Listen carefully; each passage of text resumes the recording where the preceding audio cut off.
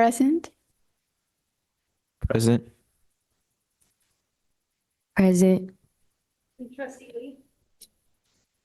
Oh, here. Here. Here. Vice President Walker? Here. President Guy? Here. All right, there is no public comment on closed session items. And for closed session, we're going to report out on the approval of the comprehensive school safety plan. And let's see. Yeah, I think you jumped a little too far ahead, Did I? President Jayetos. Got to approve the agenda. oh, what am I doing? Oh, no, that's. Can I offer you a motion to approve the agenda? Yeah, there we go. Second. Yeah. Okay. All those in favor? Aye. Okay. Can I get approval of the board meeting minutes of January 28th and February 6th? So moved. Second. All those in favor? Aye. Aye. Now we're going to. Oh, yes. And now we'll report out of closed session. Okay. So, yeah, I'm a little bit confused here. What's going on Sorry, here? you guys approved the. We did, yeah, Comprehensive school safety plans during closed session. we did. This doesn't match what I'm reading here, though. Okay. So, we're on here. Oh, yes. Going to go to number. Yeah, okay. Yep. Now, this is not matching what I've got here, so I don't know what's going on. All right, so now on to item number 11, recognitions and combinations. This is our February Student of the Month. And we'll turn this over to our principal, Thornton High School, Mr. Marenko, Dr. Marenko.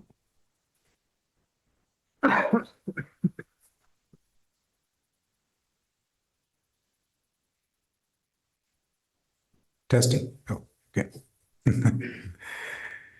Good evening, everyone, members of the school board, Ms. Presta, student trustees. Thank you. This is one of my favorite board meetings of the year where we get to honor one of our students of the month in this, for this particular school year. It's Jaden Riate. And before I introduce Mr. Andy Solomon, his homeroom teacher, who would also like to say a few words before Jaden comes up and reads his speech, I just want to, again, congratulate Jaden. I would like to welcome and congratulate all his family who are here present with Jaden as well. And then I also want to give a shout out to the Thornton staff who's here, the teachers, counselors, and staff members who have been a part of Jaden's journey while he's been at Thornton.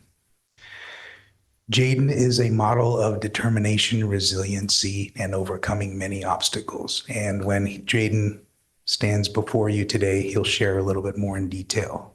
And it's without further ado that I have the opportunity and the honor of introducing Mr. Andy Solomon, who will also say a few positive words about Jaden. Thank you. I'd just like to introduce Jaden Riati. I've been Jaden's teacher for 2 years. And in those 2 years, I've really got to know him and I'm really proud that the staff at our school has seen the same things that I've seen with Jaden. What I've noticed is that he is resilient, kind, and he's an advocate for himself. One thing that I've been very impressed with is that when Jaden recognizes that something isn't serving him, he is willing to take a leap and make the change happen and do something that's going to work better for him. And I'm impressed by that. And another thing is that he's really good at rising over all the noise. You know, it's hard out there to sort of ignore the things that are distracting and unimportant. And I'm really impressed when I see him doing that. He rises above the noise. He focuses on what's important. And those things are his future and progress and other people that kindness, really, he's always really just a kind dude. So very happy to have him in my room. He really just changes the vibe in there and makes it, good for everybody in the room. So I want to introduce Jaden Riati.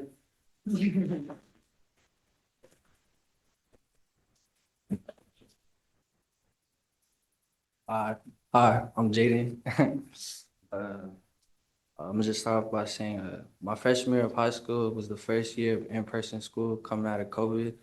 It was a great year. I was on the basketball team, making new friends and going out a lot, except I wasn't focused on school. I was just doing the bare minimum to stay on the basketball team. Going into my sophomore year is where things kind of went downhill for me. The first couple months of school, I was already failing because I was always hanging out, not doing my homework, constantly skipping classes and being late. So by the end of the first semester, I was so behind. I had a transfer to Thornton and finish off the school year there. My junior year was also pretty rough. I started off the school year in person at Thornton, but it was hard because I still had a bunch of credits I had to recover, and I missed going to school at Westmore a lot. Eventually, I started losing motivation and dreaded going to school. So when the first semester ended, I knew I just couldn't do in-person school anymore, and I needed a new alternative. So I switched to online classes at home for the remainder of my junior year. At first, it was helping me out a lot. I was focused, putting in the hours online and recovering credits, but it only lasted for so long. Once April and May came around, I stopped doing my online work and I had to go back in person for my senior year because I wasn't putting in enough hours online. I understood that and I was honestly ready to go back in person. So when my senior year started, I was motivated and ready to just get it done. And that's what I've been doing, but not without the help of my family and all the staff at Thornton. I wouldn't be where I'm at today without them. I'm not only graduating, but graduating on time. Graduating on time felt impossible at times, but by working hard and all the support of my family and the staff at Thornton, I made it happen. My journey was full of setbacks, but I learned the importance of resilience and never giving up on myself. This experience has made me into a stronger person, and I'm proud of how far I've come. I'm super excited for my future and the opportunities ahead of me. Jaden Riati, class of 2025. Thank you.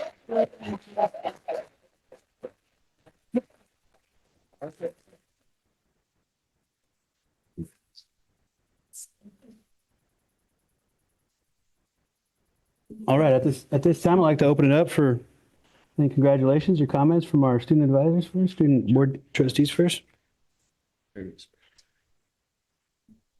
Hello. Hi, Jaden. So first of all, congratulations. And I just like how you kept going, even though you had your downs, your ups and downs. Like you got one of your worst downs and it got you like high up. And I think you really deserve this. You're a good model of like you're not always like you don't have to be always like at your best to be recognized. So congratulations again. Yeah, I'd really like to second Nathalia on what she said about stepping back up. Like, I just really admire you for no matter how hard things got, you still took initiative and is graduating on time. So I just like to congratulate you.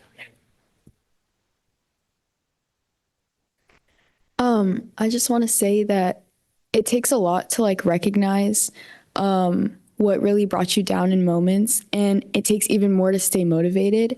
And that's something that a lot of people struggle with. And it's amazing that no matter what happened to you in the first 3 years, even during your senior year, like you stayed motivated and you're still motivated today.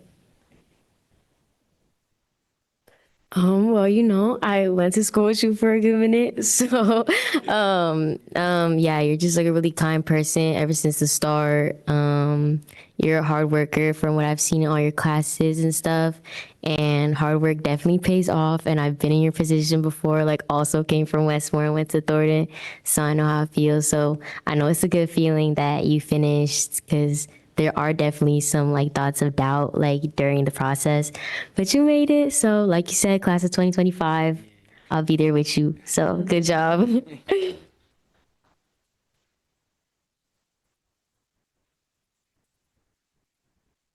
Jaden, congratulations.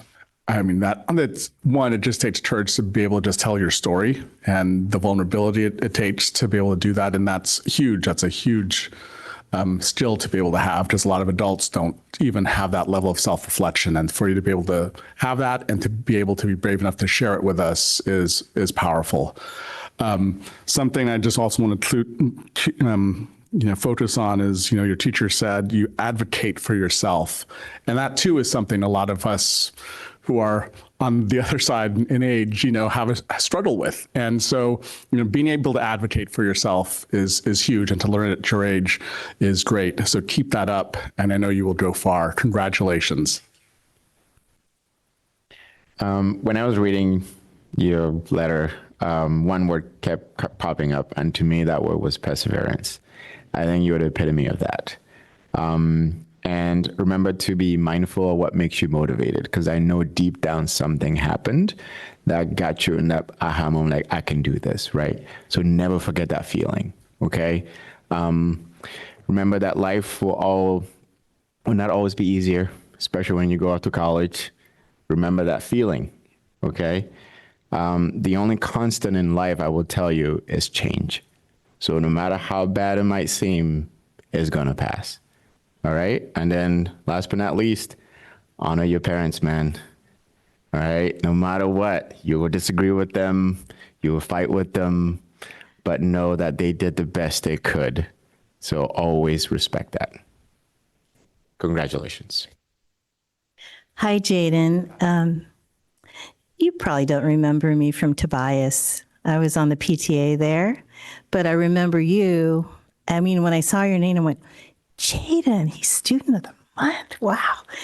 I remember you were an incredible basketball player, even when you were little, and you never gave up. And I know I cheered for you because, those Eagles were tough, on the basketball team. And what I love about what you read, it didn't even seem like you were reading. You were just telling your truth. And God, I'm so proud of you. And it was so conversational. This is my life. This is what I had to go through. But what I especially liked was, even though you're acknowledging the journey you went on, you made decisions. You knew yourself enough to know, this isn't working for me. I need to go online. This isn't working for me. I need to be back in person. And I know your family was behind you, supporting you, but you definitely, this is the voice of someone who supports himself.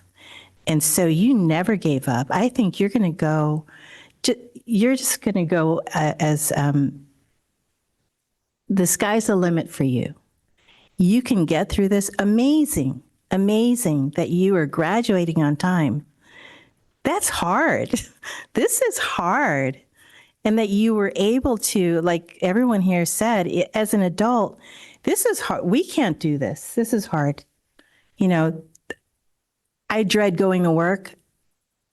There are times I want to give up and it gets too hard. Look what you did to get this far. And I also want to thank, your family, for all their support of you. Dr. Marenko and the great staff at Thornton, of course you're here. Because, they're lifesavers. I can't say more about Thornton. It's just like the jewel in our district. So I just want to congratulate you. I'm so proud of you. I know you'll go far.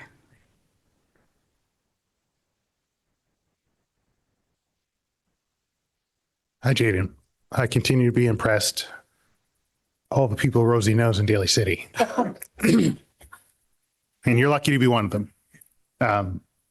I will try not to repeat what everyone else has said. I admire what you've done. I noticed that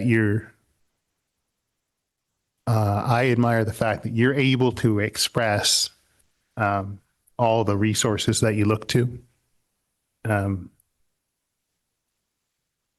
You talked about the staff at Thornton, talked about your family, talked about, hey, at some point I need to go home be online, they need to go back to school, be in person. And I encourage you to continue to identify resources that are going to get you where you go, wherever that is. Congratulations on that. And I hope you still play basketball, wherever it is, Gellert Park, wherever it is. Jaden, so the one thing that impresses me the most, just sitting up here listening to you talk, is that you're proud of yourself, right? And that's hard to do after, you know, all the things that you've been through, right? All the things that you've struggled with to get where you're at right now. And that's because, you know, you kind of feel like you should have done better, right? When you think back about, you know, all the things that you could have done and should have done and all that stuff, you kind of feel like you should have, you know, done more, been a different person, whatever, but don't think about that stuff. You know, what you're doing up there right now and being proud of yourself, that's where you need to be. You know, I mean, I have a very similar story to you. I was at Thornton myself. You know, we all come from different walks of life, different struggles, different things going on in our lives that make it hard for us to stay focused. You know, to kind of really go after those goals that we think we should be going after. But just like everybody else said, you know, you stayed consistent, you know, you stayed the course. And they say that calm waters make poor sailors. You know what that means? That means you have to go through struggle in life sometimes to learn and to figure things out, you know, and sometimes people do that at different points in their life. And you're doing that now. And hopefully you're learning from that, you know, and you obviously are a better person because of that. And I know your parents are proud of you. I know your schoolmates are proud of you, and the staff is proud of you because they're all here. They got your back, right? So keep doing that. Whatever you found that's motivating you right now, keep doing that. Proud of you. Congratulations. Jaden, I'm always the last one. That's a hard place to be because there's so many things that have been said. I don't want to be redundant. I want to highlight just a few things that have already been said. I'm glad that you can feel your success. And I also know that there's going to be more bumps in your road because that's how life is. And so I hope, actually, I'm confident that you have something inside of you, this level of introspection and a level of knowing yourself, to trust yourself to make those right choices for yourself. So I'm really, I'm proud of you, and I feel that you are feeling a sense of pride, and that makes me really happy. I'm very impressed, and I love that your teacher shared that you light up the room. I've seen that in your smile already, just being here for a few minutes. And I think it really says a lot. The teachers and staff at Thornton are here to support you. Your family's here to support you. And I'm really rooting for you, and I'm excited for you. Well done. Yeah.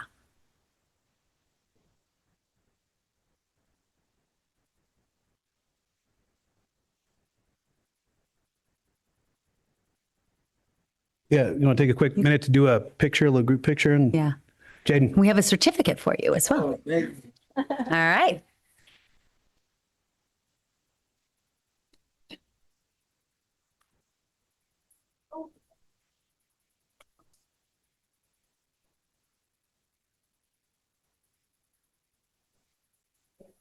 We're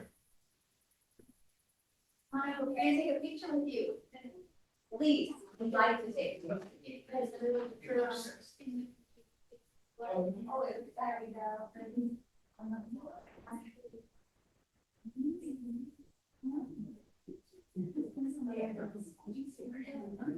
Students, you guys want to go on over? Student trustee, you want to go on this side?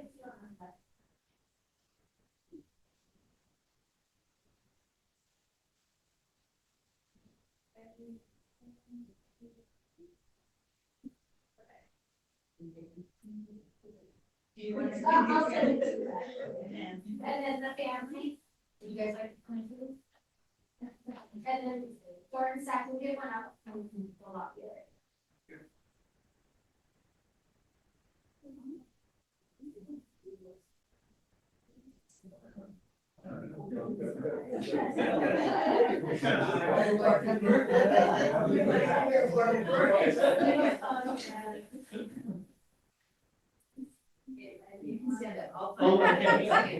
Right, I'll be from the outside. 1, 2. Okay. All right. Well done.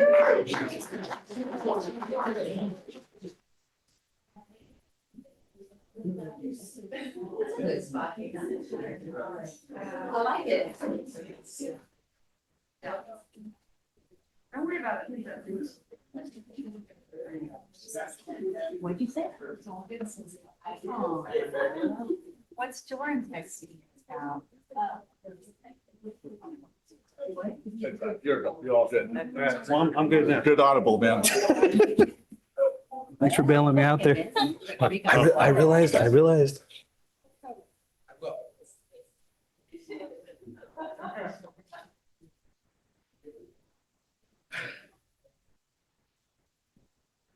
you, Lauren, staff. Thank you, everybody. Thank you.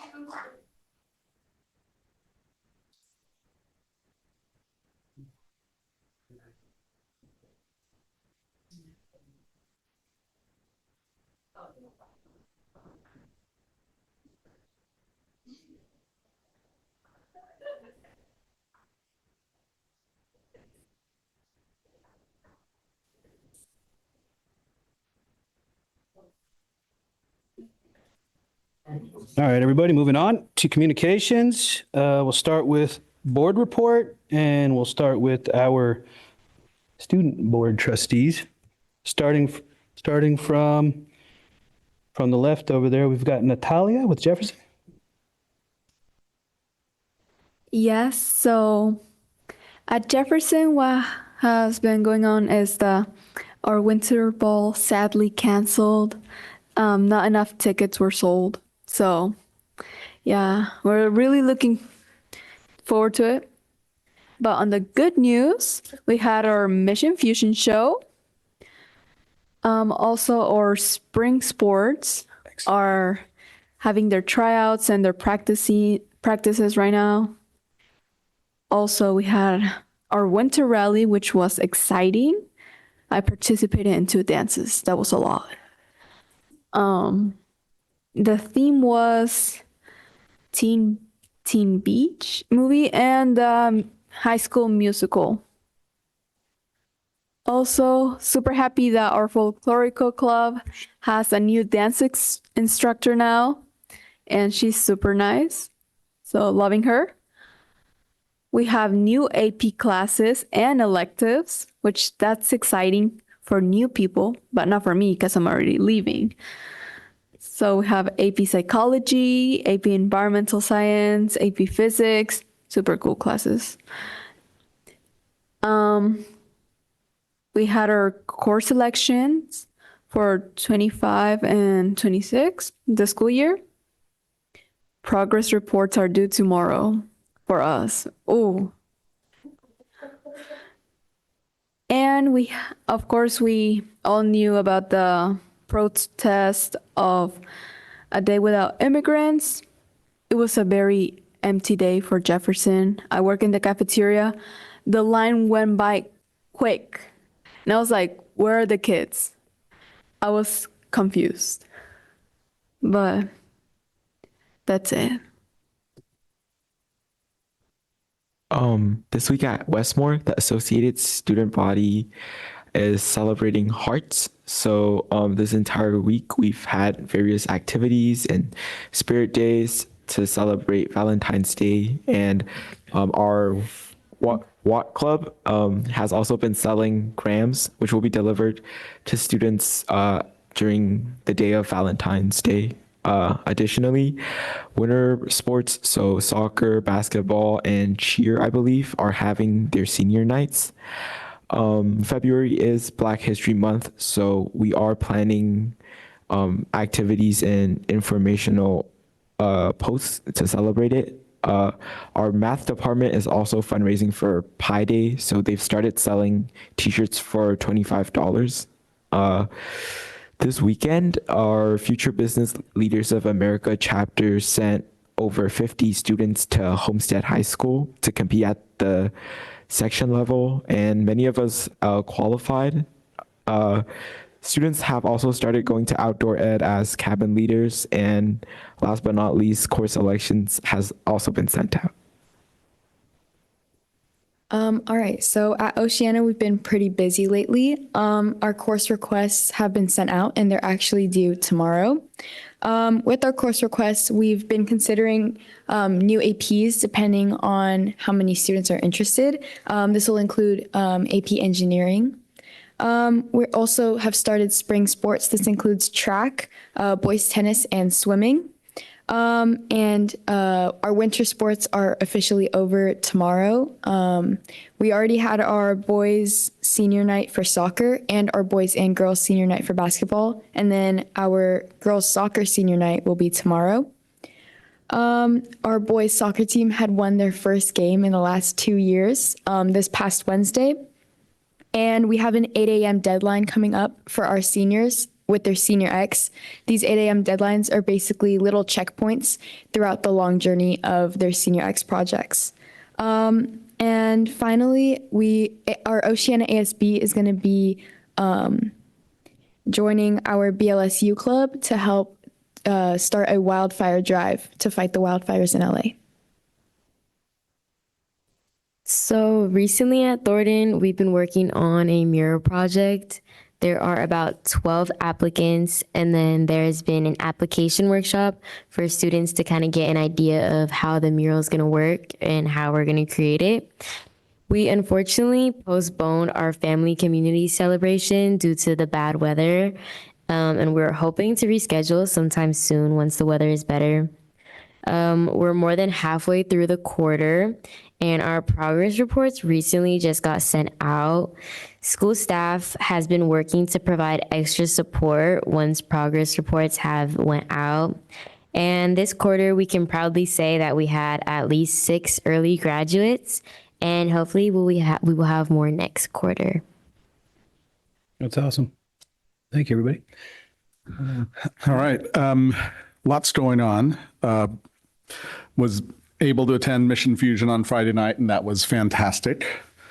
And yesterday, there was joining in with student advisory, which was always good and entertaining to be around all the students and hearing what's going on at each site, as well as just the different activities surrounding their projects that they're going to be presenting to us in a couple of months.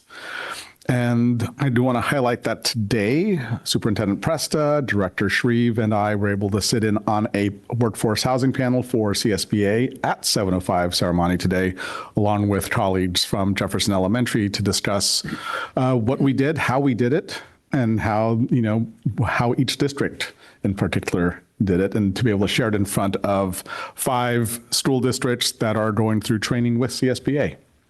So it was really, I think it was a good time to be able to share what we've done, what we've learned, and hopefully they can avoid some of the pitfalls that we may have gone through. So that's all I've got.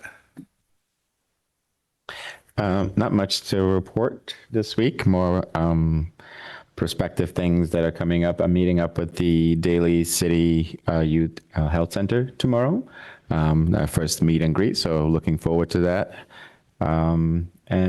Yeah, that's about it for me.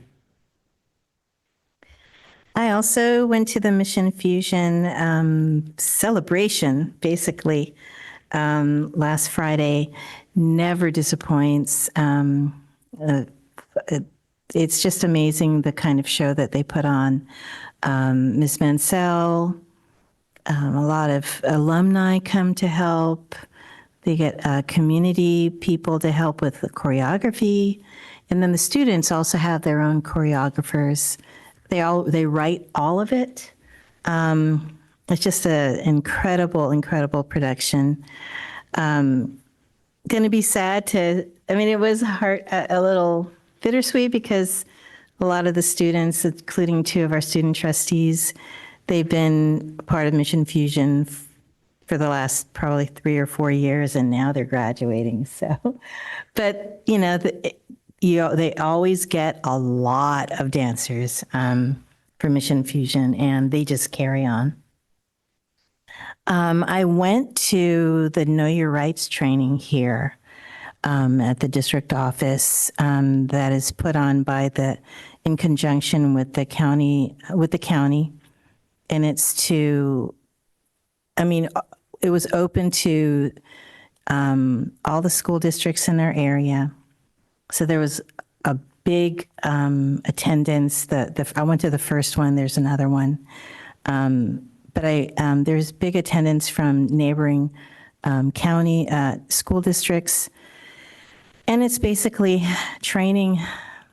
I mean, it's awful that we have to be prepared in case ICE shows up on campus. But we're also trying to protect our LGBTQIA plus community as well. So this actually, I've been, full of fear for our students and our families, and this actually made me less fearful and made me more prepared. And so I just felt it was really necessary for me, for peace of mind, to go to this training and see what we're doing and how the county is supporting our students.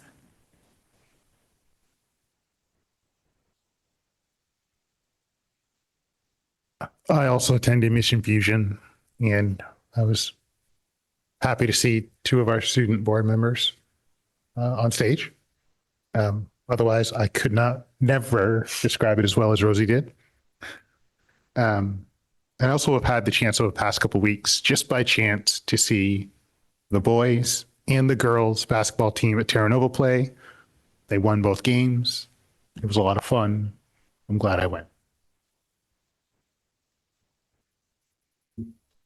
Well, I went to Mission Fusion as well, and I was exhausted watching those kids dance. There was a lot of choreography, a lot of amazing choreography. It was impressive to see just how many dances some of these kids had to learn. And then after all that dancing at the end of the night, man, they just wanted to keep dancing. I was like, whoa. Yeah, so it was pretty cool. That was an awesome performance.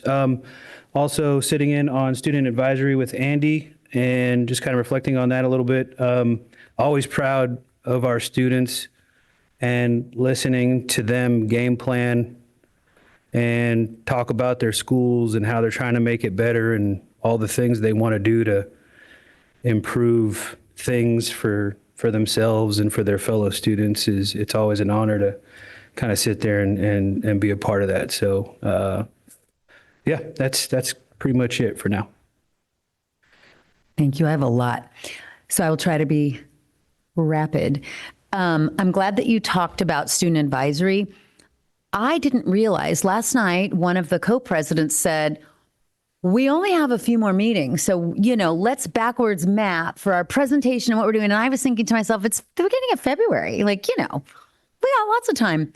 But she was a smart person because there are not that many more meetings for the students. So super proud of them really being on it. They're a really, great group of students. So I did not attend the robotics competition at Jefferson, but I want to kind of give it a shout out because I found out that it was the first year. So there was a robotic competition on the 1st of February.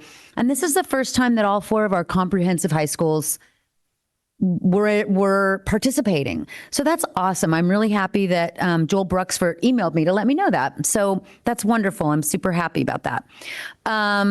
Rosie, I was really also happy to see at the Know Your Rights event for the staff.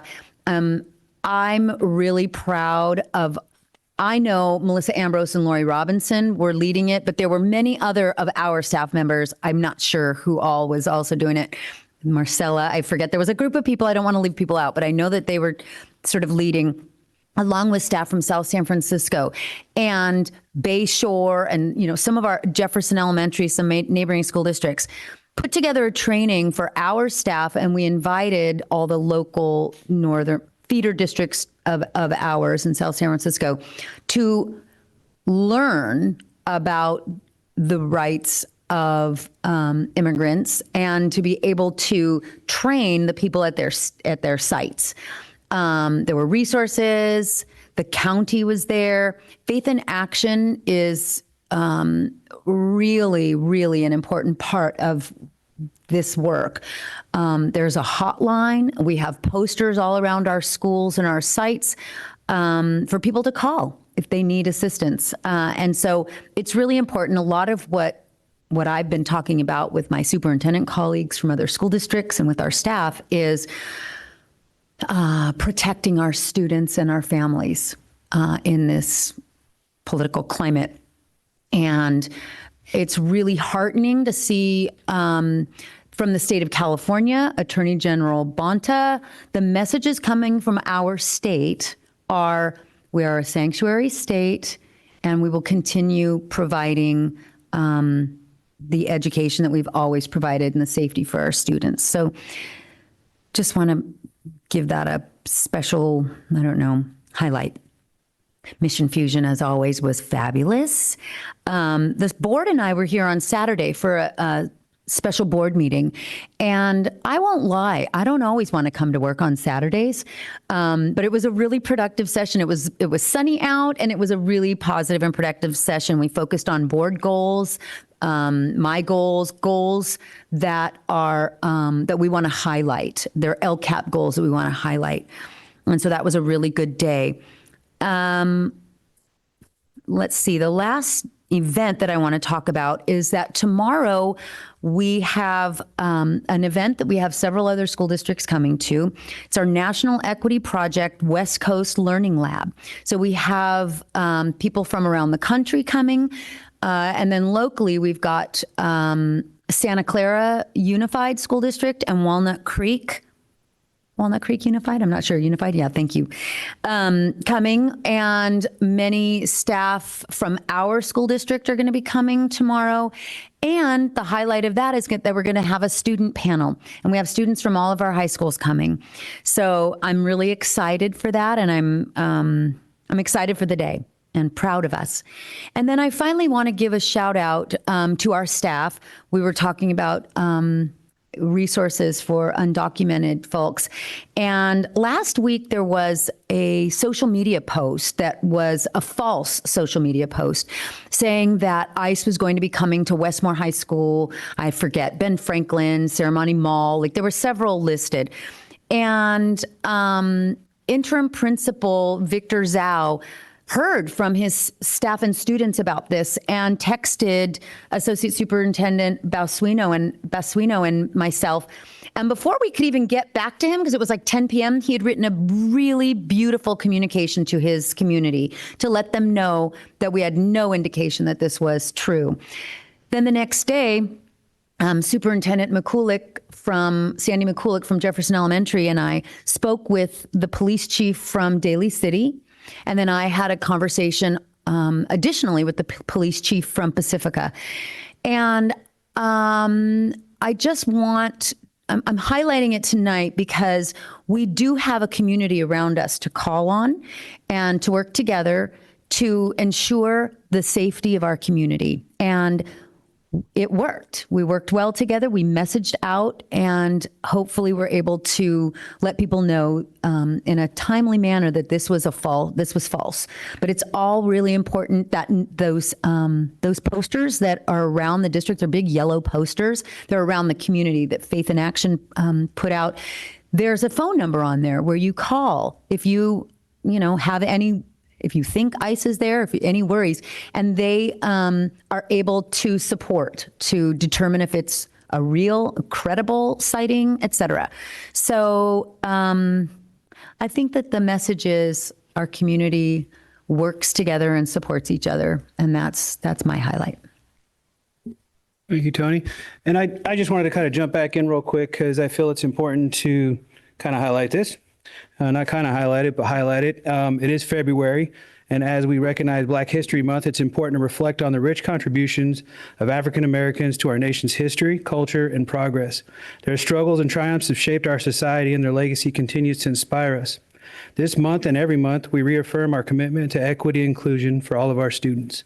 Just want to make sure that's out there because we do support our Black students here and as well as all of our students. So I felt like that had to be said.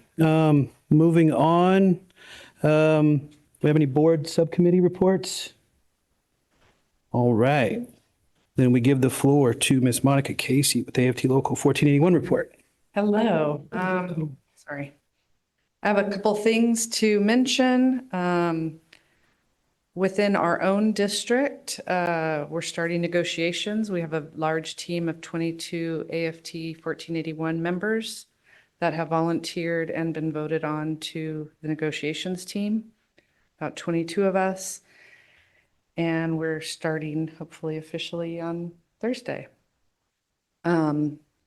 Alongside with that, I am on the CFT, California Federation's newest task force. It's called EQS, which is Educators for Quality Schools. You may have heard about UESF being involved in a We Can't Wait campaign. That's a statewide. There's a lot of, we're CFT and they're CTA and CFT, so I get to hear about both of them. So it's the other union has kind of gotten together a bunch of school districts to go against the state and say, we can't wait for these things. But our task force, I just wanted to tell you what the 3 top ideas are: that California students have fully staffed schools with highly paid and trained education workers, bring back and instill pride and trust in our profession, both classified and certificated, and that all education workers have a high quality, affordable, and accessible health care benefits. For many of us, we have part-time employees who don't have health care, especially the classified folks. So that's a big thing we want. And then the 2 other things, immigration resources, I have several that I've shared with our district people. And then I'm on a AFT, National Task Force for LGBTQ plus help and trying to move forward with ways of supporting the LGBTQ plus people in this climate that's just heartbreaking. So I just wanted to mention those few things. Thank you. Thank you, Monica. All right. Moving on to consent. Can I get a motion to approve consent? Move to approve consent. Second. All those in favor? Aye. All right. Is there any public comment? No public comment. No public comment. All right. Moving on to 16A, Education Services. Let me catch up here. Sorry. All right. Deputy Superintendent of Educational Services, Ms. Kareem Baca. Good evening, President Gallegos. Good evening, members of the board. This evening, I will be sharing the mid-year update of the Local Control and Accountability Plan, also known as the LCAP. And as a reminder, the LCAP is a 3-year strategic plan that helps districts improve student outcomes. It includes goals, actions, metrics, and expenditures. And in addition, it must also outline information on how we are increasing and improving the services for our students learning English, foster youth, and low-income students. So there is a legal requirement that the mid-year update is presented to the governing board at a locally regularly scheduled board meeting.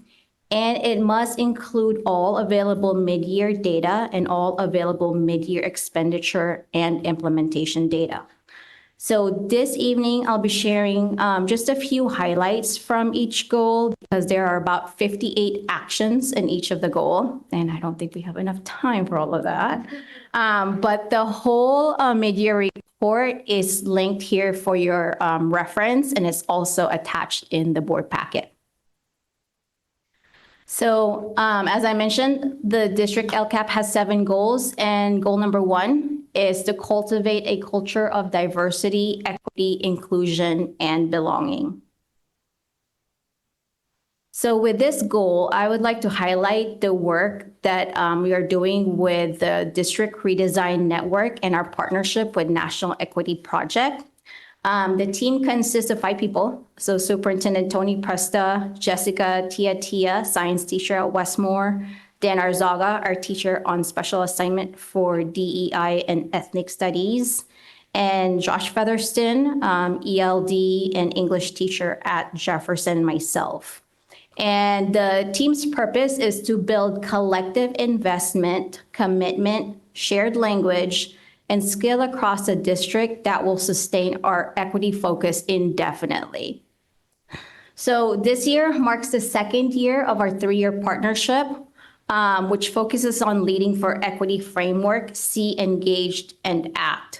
So this is a framework where equity is cultivated from the inside out and within rather than through a traditional top-down approach. Last year, we concentrated on understanding our system or seeing our system. So after analyzing multiple data sets, our team identified students' sense of belonging as our primary equity focus. Recognizing that some students feel disconnected from school, we conducted extensive listening sessions, primarily focusing on our African American students and Hispanic Latino students. Additionally, we reviewed survey responses from over 2,700 students who self-assessed whether they feel seen, valued, and heard. And school site administrators during the administrative retreat engaged in this data review last summer. So several key themes emerged from gathering data. And one is the need to address racialized and hurtful comments from other students during unstructured settings. Another is the need to understand and acknowledge the diverse cultures within student subgroups. So as an example, the Hispanic Latino community, students from Guatemala, Nicaragua, Mexico, they all have distinct cultural backgrounds, and we should be recognizing them and respecting them and really just knowing what their cultures are. So in response to these findings, several schools took proactive approach to deepen their equity work. So one school launched an initiative at the start of the school year to identify students who lack strong connections with adults, and staff then made deliberate efforts in reaching out to these students. Another school developed their own peer observation tool to assess belonging and equity in the classroom instruction. And another school created a mini workshop to help educators recognize and address microaggressions.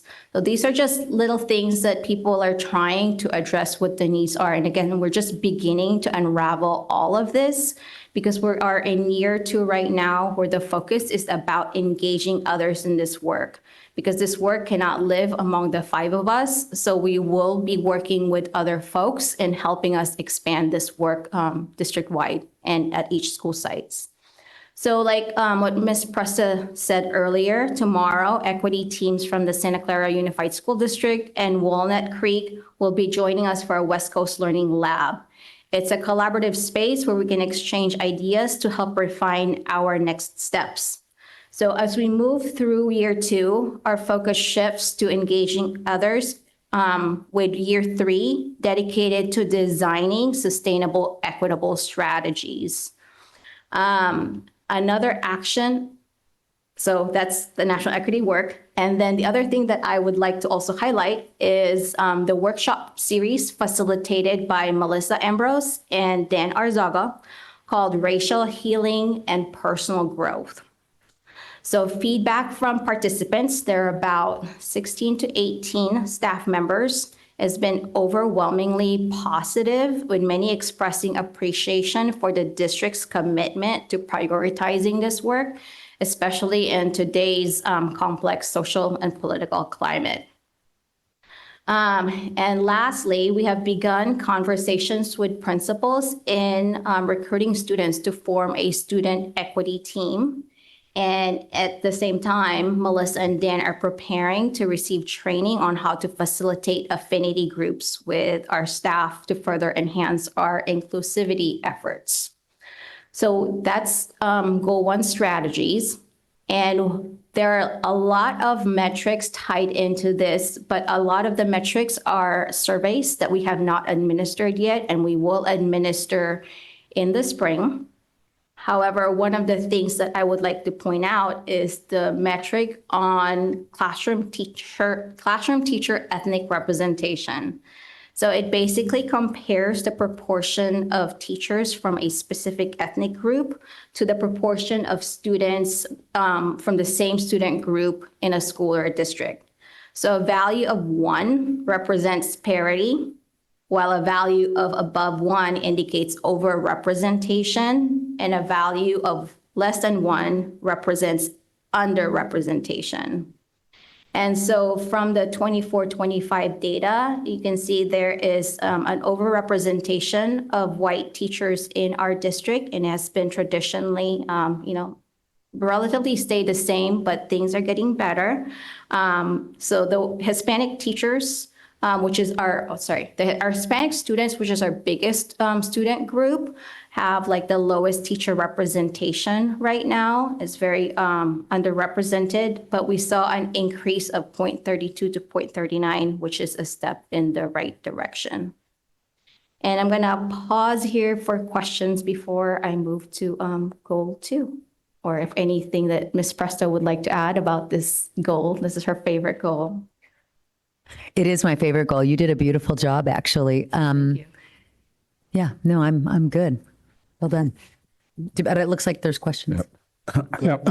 With regards to educator recruitment, are we taking specific steps in terms of addressing this with the various subgroups?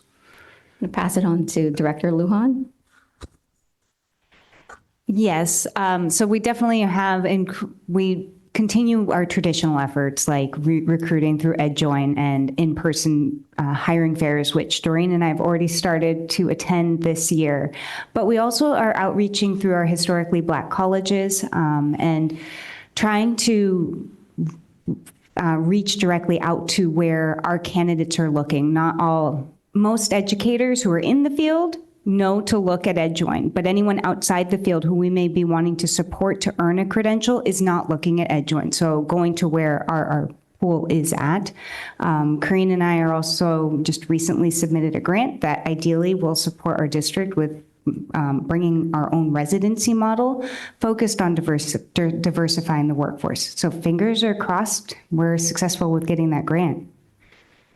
Cool. The other thing that we are looking into is like revamping our marketing materials to show who we are as our district, what we value, and have pictures of an infographics that reflect who we are. So it's not like a stock photo that we get from Google. Beautiful report so far. One comment I just want to highlight though is just like you went and you highlighted the differences that exist in the Hispanic students and subcultures. I'm curious if there is a similar structure like that for African American students. And let me follow up with why I say that. I grew up in Cameroon. In Cameroon, I was Cameroonian. I wasn't African. I wasn't Nigerian. I was Cameroonian. And when I moved to America, I was no longer Cameroonian. I was just lumped as African American. I had my cultures and my beliefs that I brought with me, and I don't think those were truly nurtured or protected in the schools that I went to. So just something to keep on you guys' radar as you think about these projects. Yes, I completely agree, because the same thing with Asians, where we're just categorized as Asians, and there's a lot of Asian groups that just get lumped into one box. And one of the things that we're really, with all of the work, is really knowing who our students are and work from that and build on their strengths. And that would help us hopefully feel like a sense of belonging and feeling seen. Okay. All right, goal number 2 is to foster a positive and supportive school environment that prioritizes well-being. So what I pulled out from here, key highlight, is our wellness and mental health staffing across the district. So currently we have 13.4 full-time equivalent staff members dedicated to student wellness at the school sites. In addition, there are 11 wellness interns supporting the students as well. And this consistency ensures that mental health resources remain accessible to those who need them. I'm pleased to share that now we have an intern working at the adult transition program and the adult school, with plans to expand that for our bridge program next year.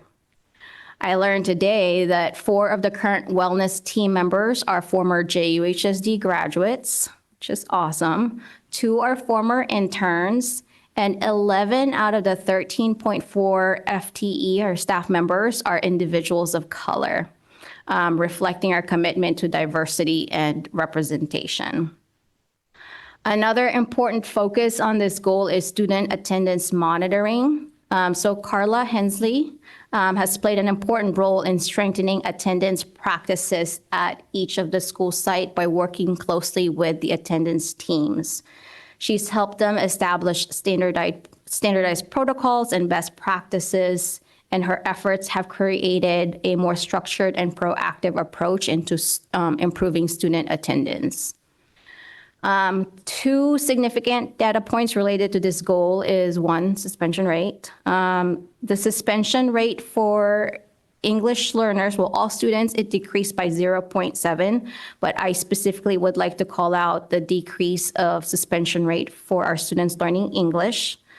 And one of the things that we need to work on is, the suspension rates for some specific groups that have increased, mostly among our Pacific Islander students, where there was a 5.3% increase and a 3.3% increase among our African American students. The other data point for this is the chronic absenteeism. We did decrease by 2%, but 19% chronic absenteeism is still pretty high, and it's something that we are working on. And that is goal 2. Quick question. Do we know what the chronic absenteeism is related to? What is it due to, or is it hard to measure that? It's really hard to it varies yeah. What are the causes? What are the causes, or like, I know that some of my friends, their kids are chronic absentees because their families would go to the Philippines for like a month at a time. There are different measurements. I don't know if we try to figure that out. I've also noticed from experience that when my daughter was in school last year, we got a notice for chronic absenteeism for her missing school for being sick. Without, unexcused, obviously, but just enough of those happening. So it's a little bit, there's a lot of different stuff that goes into that, I guess. So it's different per situation, and just I'd like to let you know, like, I want to define chronic absenteeism, and it's basically students who are absent 10% or more of the school year, whether it is excused or not excused. Got it. So that's 18 days of absence. And I know, like, in the past, and it's still, happening, there's a lot of sickness out there. So it adds up. So that is, one potential cause. And like what, Ms. Tejada is saying, it could be some do go back to their countries to visit, chunk with time at a time. Some have anxiety issues. And so, they don't want to come back. So there's multiple reasons. Can I add something to the conversation too? It's measured because we know that there's a decrease in, success in school if you're absent 10% or more. But I also, as you say, there's many factors. Is it the chicken or the egg kind of, right? So some kids aren't coming to school because of anxiety or because of things like that. And, but it's still a measure. We still want to determine what those factors are and then help those students, right, to be at school more regularly because they will be more successful. I mean, if we need to know what it is if we're, right. We can't just say we're going to decrease absenteeism without knowing what it is. Why? Yes, and so yes, our counselors and our attendance folks are working hard to have a conversation with the students and the families, and see if there is a root cause, if there's something that we can do to address the barrier and have them come to school more often. Is there a specific way where we could collect that data to actually understand it and start to track that? The other, and related to that, is it possible to look at what their scores are just by the subgroup of chronic absentee students without breaking it up? I mean, if we're talking about 19%. You mean scores for? Like whether it's test scores or the same type of metrics we're utilizing here in the LCAP to measure student success. It would be interesting to see how that group of population of students compares to those who are in school. I mean, we believe that their outcomes are going to be lower, but it would be good to see what the hard data tells us. Yes, I can pull all of those and share it in the Friday recap. Great, thank you. And I just had one quick question about the suspension rates.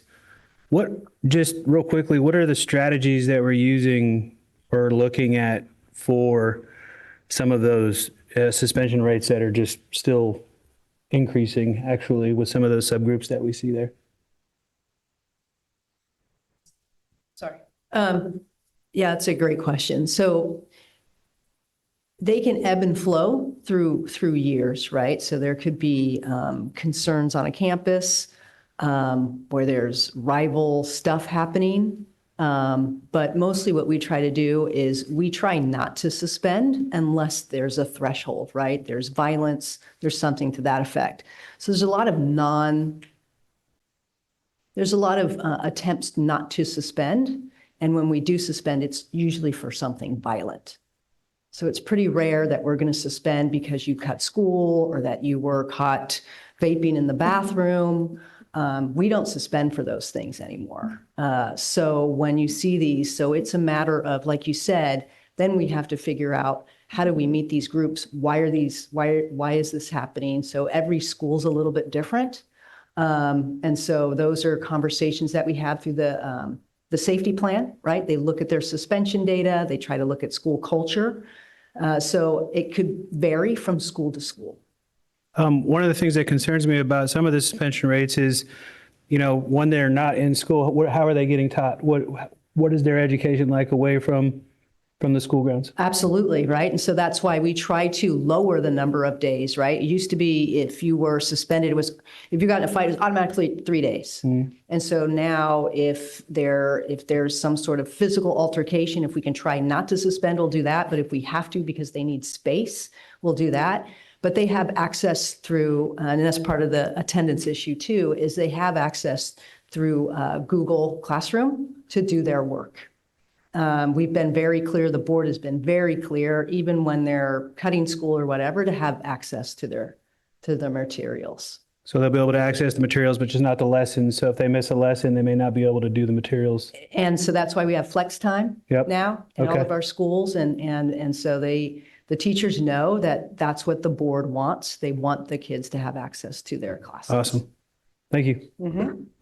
And one of the mathematical reasons why the shifts, like the ups and downs, so our African American students, we have 48 district-wide. Pacific Islanders, we may have like 20 plus or so. And so 1 or 2 students could really, either upswing or downswing our percentage. Yeah, if I may follow up on that, I'm also looking at the white students, right? They also have a positive movement in that metric. So I guess what I'm really trying to get a sense of is, do we, as a school or school district, have it within our purview to really dig to the root cause of why a student is violent, for example, and try to offer, I guess, softer resources like counseling before we suspend them? So when there's a discipline issue, looking at the root cause is part of the process. It's part of the intake. It's part of the, what the administrators are trained to do. Okay. Sometimes they pull in counselors, sometimes they talk to parents.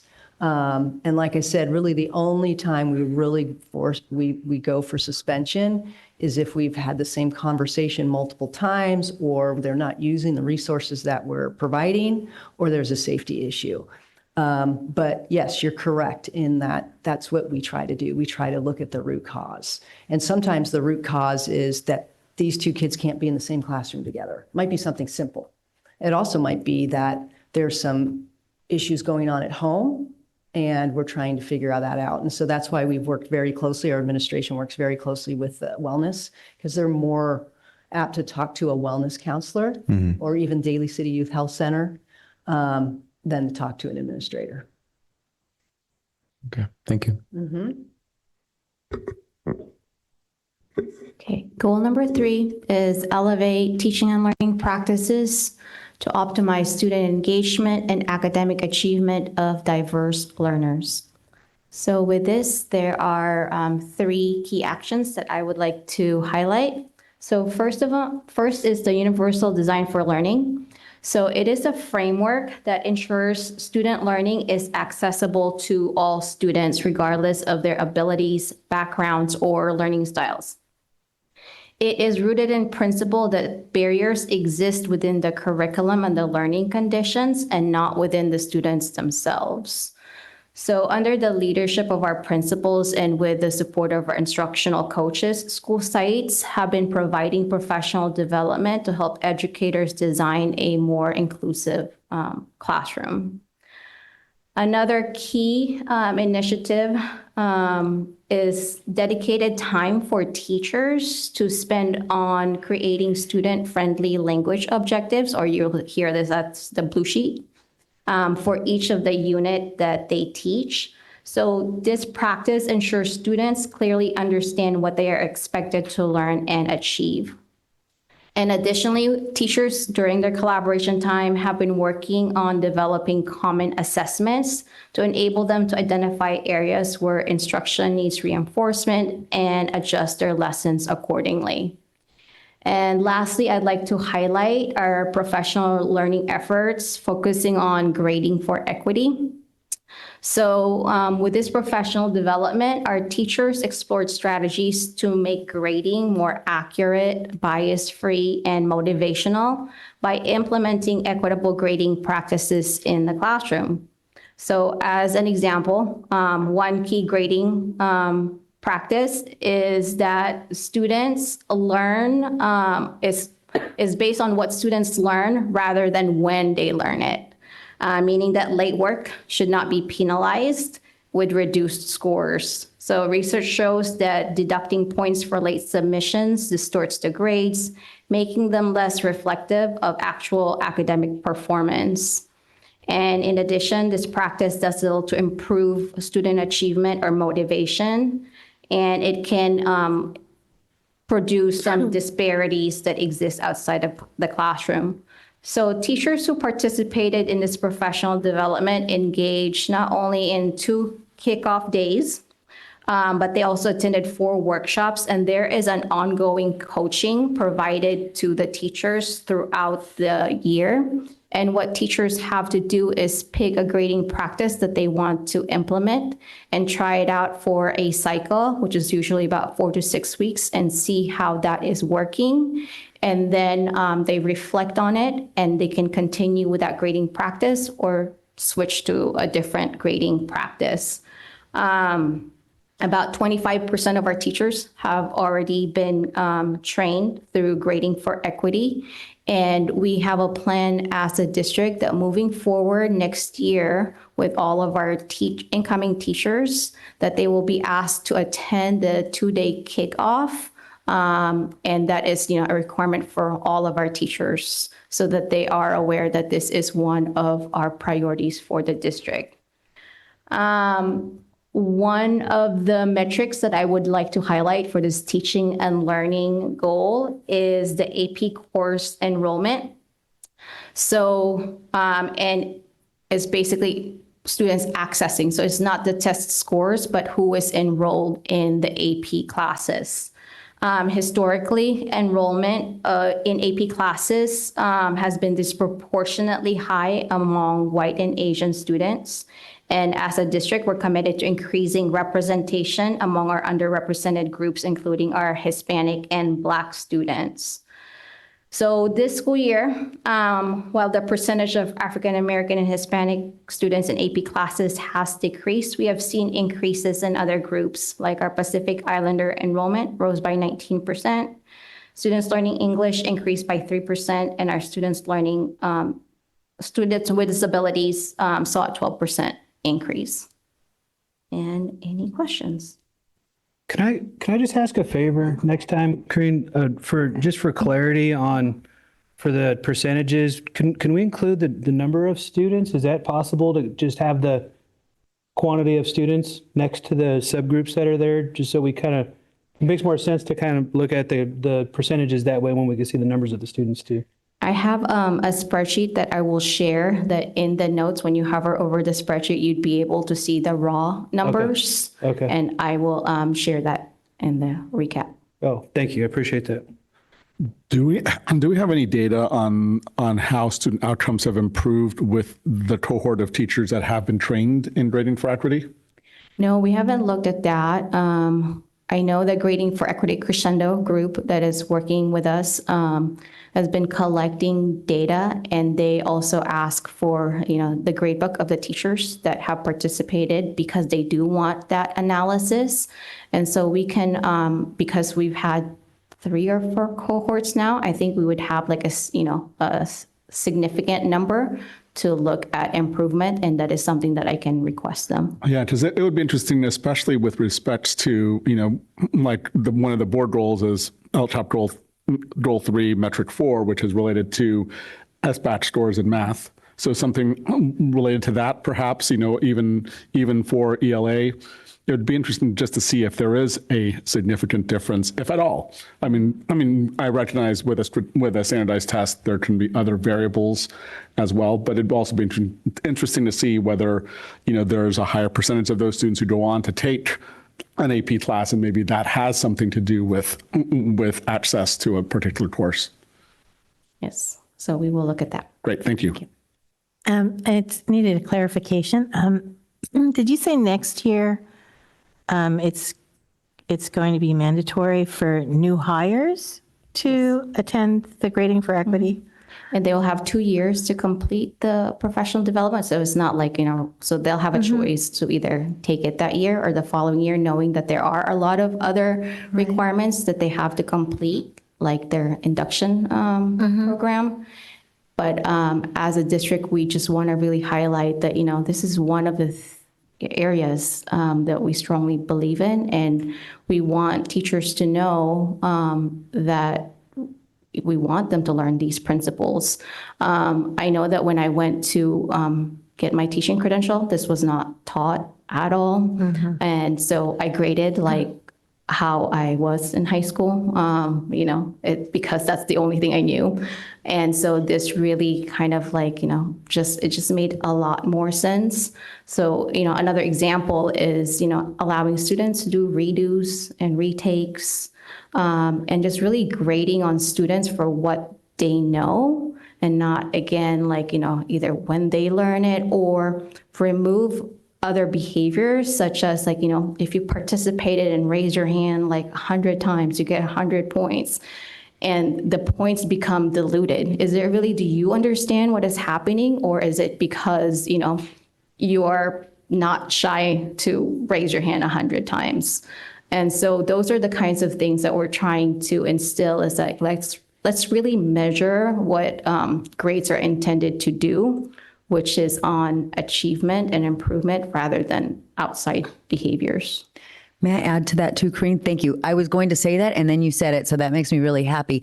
It's really grading on mastery. And really, elementary and middle school districts have been doing this now for 20 years, standards-based grading. It's grading what the students know. So of course you're going to let them take a retake, because if they're going to go back and learn the material and master it, well then wonderful, that's your goal. So it is really one of the most important things, which is why we've decided to make sure all new teachers are trained. I mean, I know my daughter Carly graduated in 2022, but she was lucky enough to have flex time. And also, I mean, school's stressful enough. If you have students who do sports or they have to work after school, I know Carly is, well, she's one of the kids who went to school online during COVID, so that's a totally different thing. But the stress of high school is really, they're just under so much more stress than I think I was when I was in high school. But for this to be, she always knew that she could, she didn't have to pull an all-nighter necessarily because she'll have a chance to improve. Or she goes, I don't know if I did well on the test, but at least I can retake it. So just taking that stress out of their lives is really matters a lot, I think. They're doing so much. Quick question. Yes. Are subs also going to be expected to meet this requirement? Right now, we only our teachers are required, but that is something that we can look into. Maybe our long-term subs. I think day-to-day subs don't really grade, but long-term subs do. So that is, perhaps if they're taking over a class for, a long time. Well, and I think also too, we just got to recognize that everybody learns at a different pace too. And I think that helps all those students that might be struggling a little bit until they get that aha moment. And then they're like, okay, I got this, so it's just an opportunity for everybody to get on the same level. So it's awesome, I think. So. All right. Goal number 4 is to ensure that all students are prepared for post-secondary education, careers, and lifelong success by providing comprehensive college and career readiness program. So one key area of progress is the growing college and career going culture across all school sites. We have expanded opportunities for students to earn college credits while in high school through the dual enrollment courses. So these courses are taught in our high school campuses with instruction provided by our own teachers, with the exception of one class, and this is Terra Nova's auto program, where they send us their a Skyline College teacher. So our dual enrollment offerings this year include at Jefferson High School, the dance program is a dual enrollment, digital arts and digital electronics. At Westmore, the auto class and the fashion design classes are dually enrolled. And at Oceana, the food and nutrition and culinary arts are dually enrolled. And our goal is to increase that in upcoming years. Additionally, we continue to offer a variety of advanced placement courses, and we are exploring the possibility of adding AP African American Studies at Jefferson High School next year, pending on student interest. Our career technical education, led by Ms. Shreve and Ms. Christina Lewis, remains robust.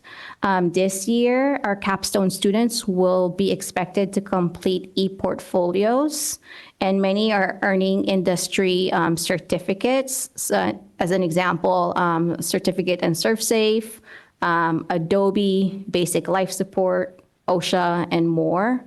And so I'm, really looking forward to that because our students will graduate with, a certificate that they can bring to the workforce after high school. Our school counselors have also been pivotal in helping this college and career culture. So as an example, I want to highlight Jefferson High School. So they partnered with San Francisco State University this year for a program called On the Spot Admit Day. And it's where students were provided, they were basically provided vouchers, so they didn't have to pay for their application fee. And San Francisco State representatives were there to review their applications and meet with the students, and the students get admitted basically on the spot. It may sound simple, but there's a lot of prep work that needs to happen for that admit day. So our counselors did like an amazing job. And with that, 64% of Jefferson High School senior class was admitted already to San Francisco State University. And, whether they will be going or not, the option is there, and it gives them, an opportunity and access to college. Some of them didn't think that, they would qualify at all, but they did. And so that was very exciting. As far as the metrics, so for the class of 2024, 70% of the students enrolled in a 2-year or 4-year college right after high school. So this 70% of them basically are enrolled in a 2-year or 4-year. And this is a 2% increase from the year before.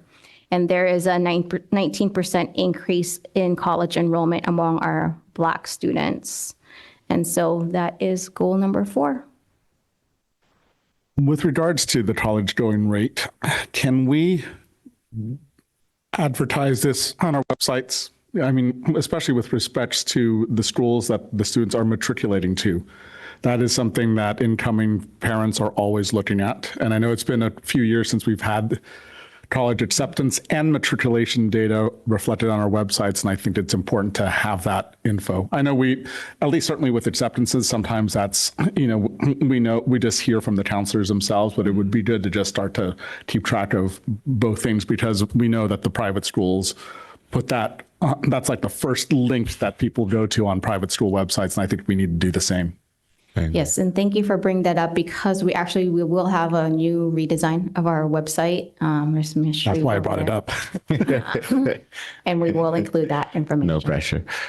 Yeah, I know that when we would do Fog Fest and we had that banner that listed all the colleges that our students were accepted to, I mean, people gravitated toward that because you don't necessarily, you'll get into Harvard, but you can't afford to go. But it's nice to say, yeah, well, I got into Harvard. Or Also would be good to have some sort of news release or press release or something on the website highlighting the on-the-spot admit day. That's amazing. Yeah. I didn't know it was, that's what, I knew there was a 64% admit rate, but I didn't know it was that. That is amazing, that partnership. Wow. Question I have about your certification programs that basically prep some of these kids to get ready for actual jobs. Do you have a CNA program? And pardon my ignorance if I don't know this. Do you guys have a CNA program as one of your programs that are offered to students? Do you know what that is? Okay. Certificate nursing assistant. No, the answer is no. Certified nurse assistant? Yes. Yeah. So no, but Denise, can you talk about CTE a little bit? Yeah. Thank you.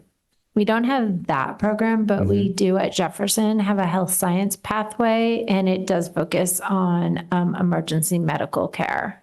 So that's where they are receiving it's not the Red Cross certification, it's the one above it. I can't recall the name, but it's the certification that they need for the nursing certificate programs at Skyline. Got it. And the EMT programs. I see. It would not be a bad idea to add a CNA program. Currently, we offer Gateway to Health. It's an online after-school enriched dual enrolled class that's offered to every student in the district, and that is a course that aligns with Skyline's certificate and degree program in their health science pathways. It goes to multiple pathways at Skyline.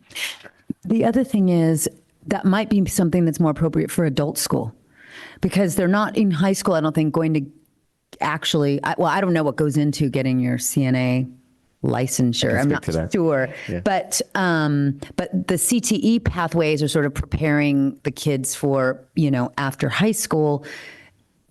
I don't know that they're actually attaining every certificate you're going to need to be in the profession, but that might be something for adult school as well.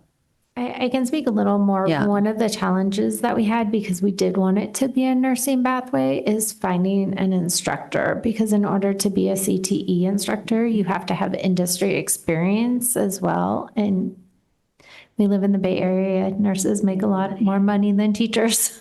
Yeah.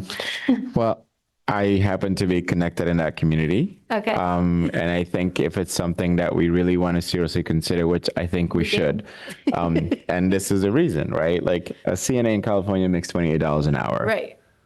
Right. Yes. So, which means you can literally work, 30 hours a week and go to community college for your associate's degree while you're earning a reasonable, livable wage.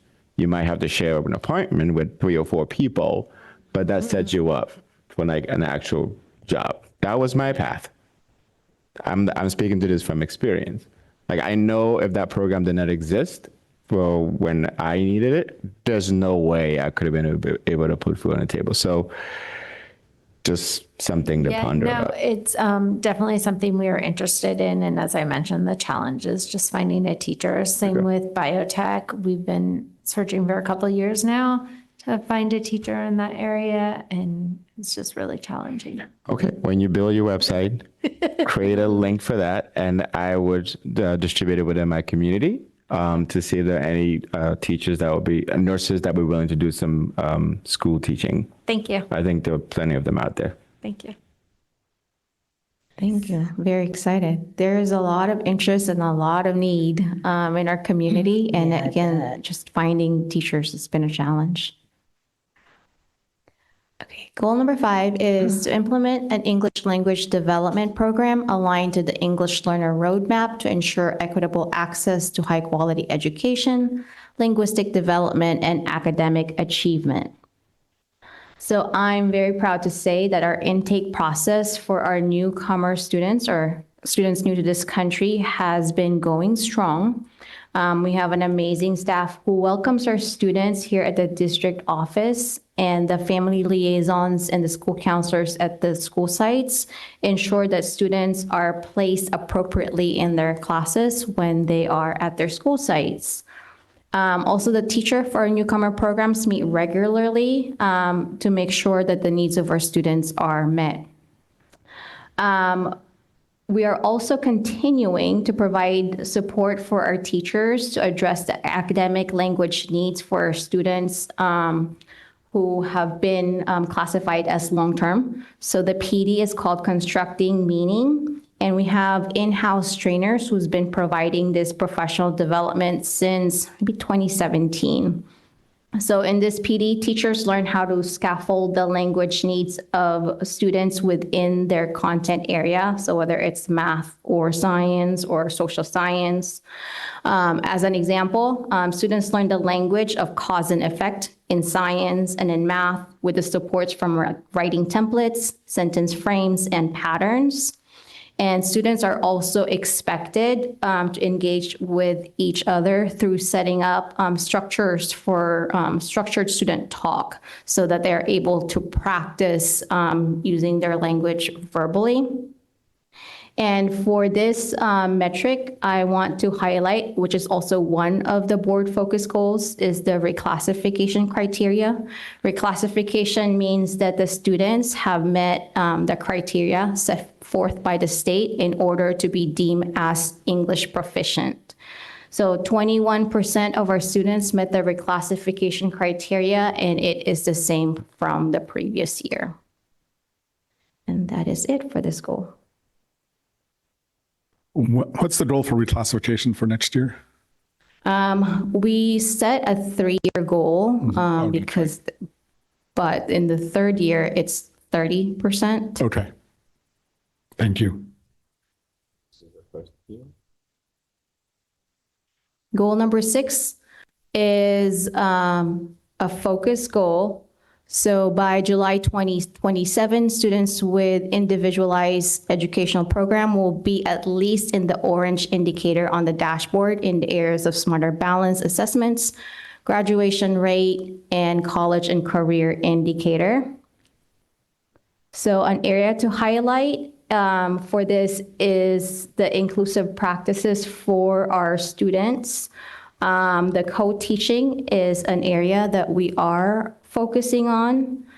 We have increased co-teaching sections where there are two teachers. So an education specialist or a case manager works with the general education teachers, and they co-plan a lesson to support our students with IEP. And in addition, our co-teachers right now receive training from the county office, and they also receive coaching from the county office to help improve their teaching practices. So this goal is a SMART goal, so meaning that our goals need to be specific, measurable, achievable, relevant, and time-bound. And we use the dashboard as a metric, and the goal is at least orange in all of those areas. And with the exception of Smarter Balanced Math, we met all of the goals. And that's for our special education program. Question on this. I know one of the board goals is related to metric 7, which is IEP students or diploma-bound students meeting A through G requirements. How many students currently are taking any A through G courses at the moment? I mean, I'd have to look that up. And what percentage of students are currently in A through G courses, even just right now, just so that we know that they're even on a track? Almost all of our classes are A through G. Okay. We have very few that are not A through G. And this co-teaching actually allows them to be in an A through G class. And so I don't have the numbers on the top of my head, but I can look that up. But it's definitely increased because of co-teaching. What would hold them back from being able to fulfill it if most of our curriculum is A through G? Grades. They need at least a C in the class in order to fulfill that. The other thing is that we do have a split requirement of world language or visual and performing arts. Okay. And because of that, some students, do not take the world language, and there is a 2-year requirement for a world language. Okay. All right. Thank you. That's helpful. Okay. Goal 7 is maintain the effectiveness of school operations. So I'm going to pass it on to Ms. Van Raphorst to talk briefly about our Jefferson Union Sustainability Committee. Thank you, Ms. Baca. I just wanted to bring to the board's attention, if you haven't been following along, that after the adoption of our Green Schools policy last year, which included recommendation to start a sustainability committee, we have started one. We had our first meeting in December, and we are meeting every other week until we feel like we have a good, solid program in place, and then we'll move to once a month. There are staff member identified at every single school site, so we have 5 teacher reps that are receiving a stipend for their participation on this committee, and we have identified students that are reps from every school site. And in total, we have over 20 people on the committee. I'm not sure that there's much else to say yet, but they are very engaged and will likely make a presentation to the board in 6 months or so when they feel like they're more fully established. Thank you. And as far as the communication resources, as I mentioned earlier, we will have an updated website, Ms. Presto? I'm sorry, I didn't mean to cut you off. I wanted to say something about what Deputy Superintendent Van Raphorst was just saying. We had a meeting with the county office yesterday, and I just want to let you know that they were raving about our program and about what we were doing here, and said that we should be a model for the county. So I was really thinking we were kind of behind. We're not worried that, oh my gosh, we should have been doing more. And we were held up as an exemplar. So thank you, Ms. Van Raphorst. So communication resources, we have new updated website, very, very exciting for district and each of the school site.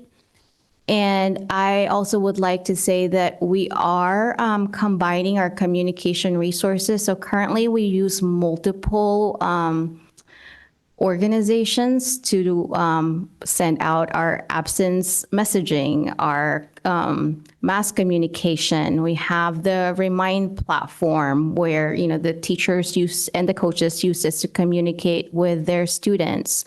So what happened is that Parent Square bought Remind. And with that, it just made a lot more sense to transition to Parent Square. It also has a newsletter feature. And so long-term, it will not only save us money, but just streamlining communication in one app will make it much easier for our students and families. And the other thing that I want to highlight is our interpretation and translation supports. I know that we have agreed to provide a bilingual stipend for our staff who takes a test, and if they pass, they will receive a stipend, and they are our go-to people to interpret and translate. And I'm happy to say that 54 staff members received this bilingual stipend this year, and it was in the fall. A metric thing to highlight is the communication survey that will be administered in the spring.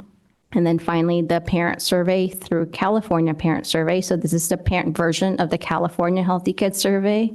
And as you can see with these 5 questions, we got a much more positive results from the previous year. And lastly, this is the budget overview for parents. So we have to show what was allocated before and where we are currently. This has a projection of the estimated whole year salary and benefits of teachers and staff. And as you can see, we're, you know, pretty close. And then for the supplemental funds, these are the funds for our students learning English, foster youth, and homeless. We're projecting to spend more, but that's what we have been doing year after year because we want to make sure that our students are served as they should. And finally, I'm just going to go through this just as a reminder. These are the board goals that was discussed, and they are pulled from our LCAP. And so here they are, and that is it.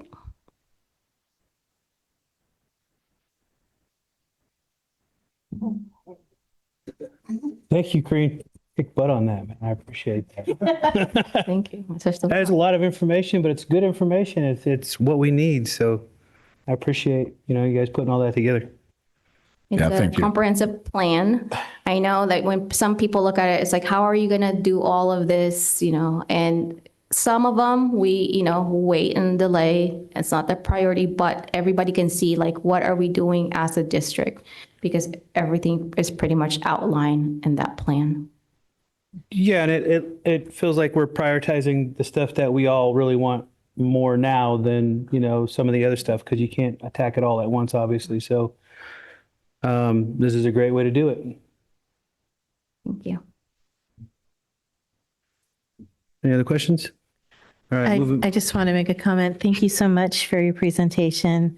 It's good. I know it's mandatory to do the mid-year, but it's always good to have it, to see where we are, especially when we're talking about our board goals. You know, I think we're making good strides.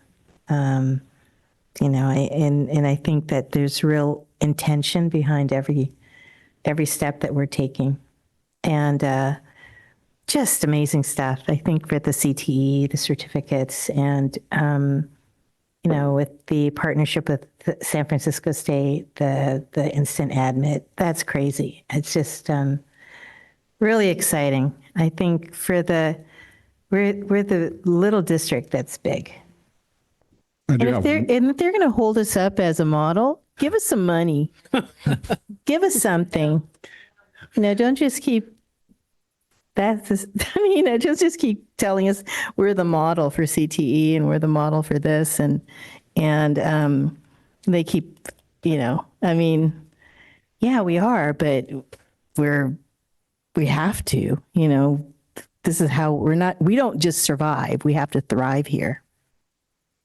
One last question, actually going back to the on the spot SFSU, is there thought about taking this district wide? Yes, so that is something that we have talked about to see if that is something that they want to implement at, each of the school site. Great, that'd be why not? fantastic. Well, thank you so much. This was a really great presentation. Thank you. And I just want to, really call out our teachers, counselors, staff who's, worked really, really hard in making sure that, that we're moving forward despite of what is happening. Our dedication to our students is just really commendable, and it shows. I personally want to thank you guys for being patient with me, especially as I get up to speed with things, and also really highlight the value that you guys bring. It's amazing, and your ability to do it with such humility. It's just really awesome to see. And this goes to the staff and the teachers as well, right? Like, our job up here is to make your lives as easy as possible so we set up our students for success. If the moment we can't do that, we're failing you, and call us out on it. That's all I have to say. Thank you. Awesome. Natalia. I'm like, may I say something? Sure. Okay, I just want to say, I love our school district. It's just amazing. Like, being in this meeting and seeing this presentation, it's like the amount of consideration and effort that is put into making our students have that sense of belonging. It's just amazing.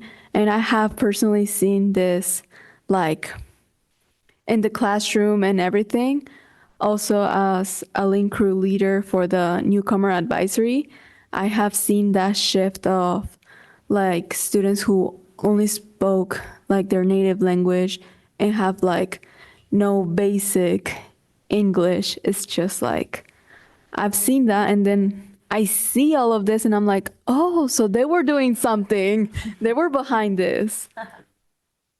Yes. So thank you. It's just amazing. Thank you for that, Natalia. All right, anybody else?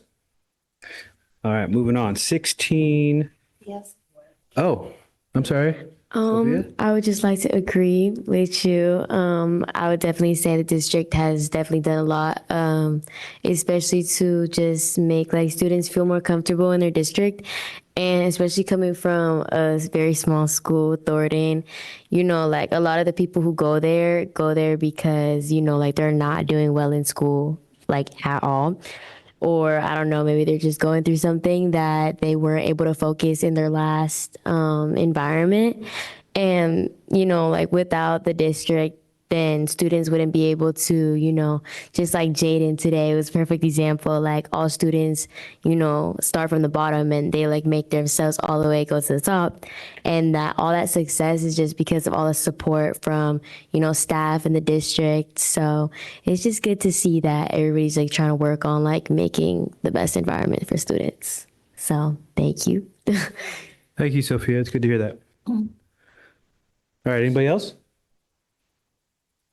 All right, moving on. 16B1, our Associate Superintendent of Human Resources and Student Services, Ms. Doreen Basuino, with our comprehensive school safety plan.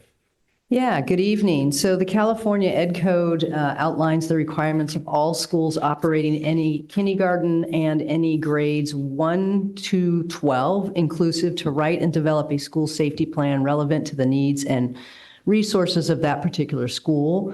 In closed session, we went over the non-public, the tactical response, and then posted here are the public versions. And just a reminder that these were already cleared through San Mateo County Office of Ed back in October. Cool. Any questions or anything? Thank you. Did you say kindergarten? Kindergarten. I'm a PE teacher, so. I like kindergarten.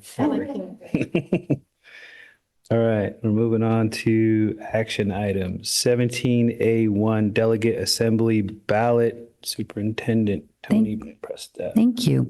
So CSBA's Delegate Assembly is a vital link in the association's governance structure.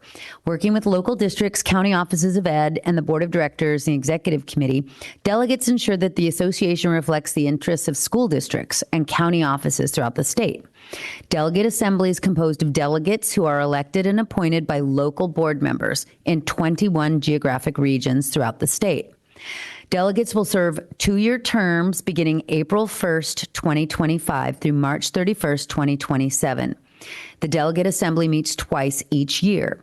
So tonight, it is advised that the Board of Trustees vote for no more than 3 candidates to serve on the Delegate Assembly from Subregion 5B, which is San Mateo County, for the California School Board Association. And you will note that one of the people running for Delegate Assembly is our own Andrew Lee.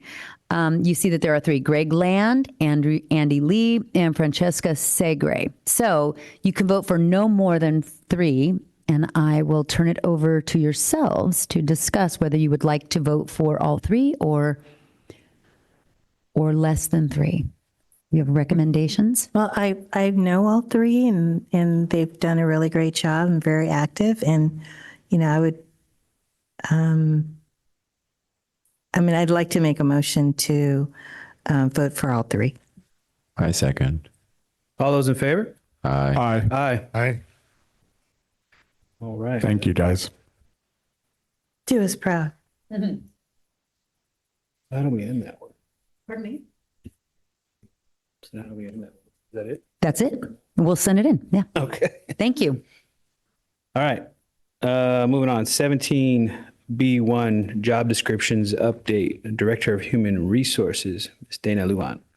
Good evening, everyone. The item before you this evening is a little unusual. Typically, I do job descriptions one at a time, like I did later in the agenda.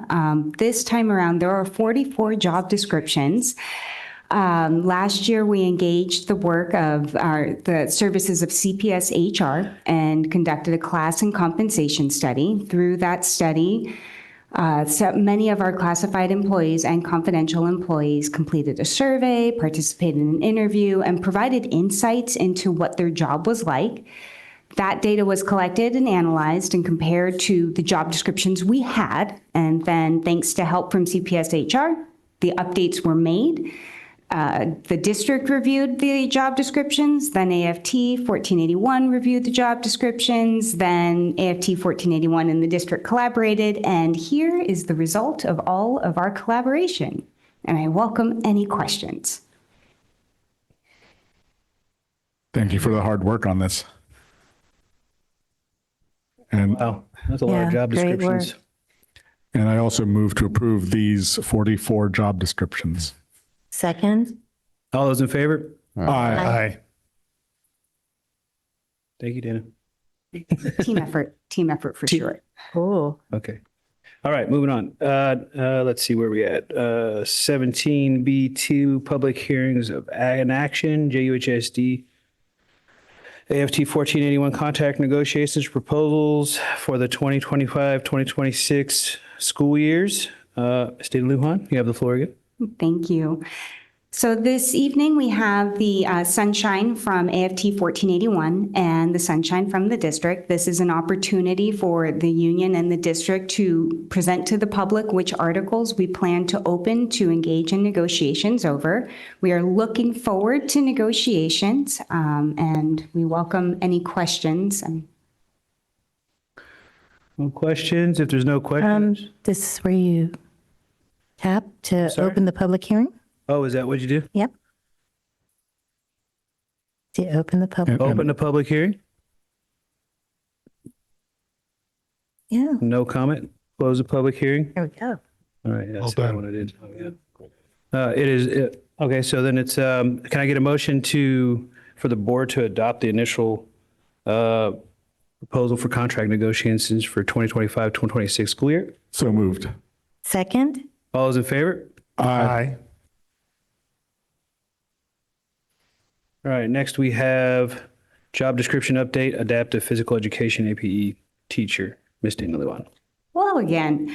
So the adaptive PE teacher job description was updated to reflect updated documentation requirements. Just to remind the board, a couple years ago, Service Tracker had updated reporting requirements for case managers.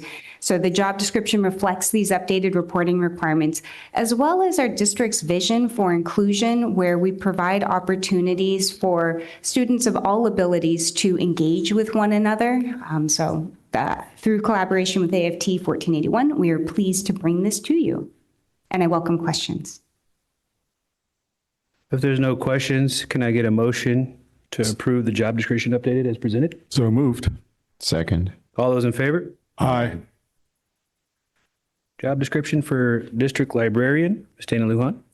Hello again. The district librarian position is a new position, so this is a new job description. This position will coordinate school, library, and media programs aligned with the California library standards across our entire district. So they will provide support to all of our schools with the ideal intention of promoting equitable access for students to information. Okay, if there's no questions, could I get a Question. In the age of AI, and librarians considered to be the mecca of knowledge and knowledge validation, do we see a possibility of, I don't know, including or modifying the role to have some aspect of AI validation tools that our students use? We know they use them. We all know they're going to use it, but is there a way that this role can play some factors in that? That's a great wonder. And one of the elements of the job description actually specifically focuses on technology integration. We do try to be we try to provide general information in job descriptions, because what we want to avoid is having to bring a job description update with minute details in it because something changed. So one of the things that with this technology integration, the district librarian would advocate and implement digital literacy initiatives, which could include AI, and then support things like research tools. So that way we can help students determine what is a deep fake versus what is real information. That's good stuff. Thank you. If there's no further questions, can I get a motion to approve the district librarian job description? So moved. Second. All those in favor? Aye. All right, Ms. Dana Lujan, next job description for lead psychologist. Thank you. My last job description for this evening, the lead psychologist job description was updated to more accurately reflect the educational and experience qualifications. That way it actually aligns with what a school psychologist, a lead psychologist would have in terms of education. It also clarified some of the essential duties, like one of the requirements of our lead psychologist is to help our parochial schools conduct assessments for students who are within our district boundaries. Welcome questions. Noted wonderings from here. No wonderings from me either. Wonderings. So moved to approve the job description. I have a wondering. No, I don't. Second. All those in favor? Aye. Thank you. Thank you so much, and to AFT 1481 for tightening these up for us.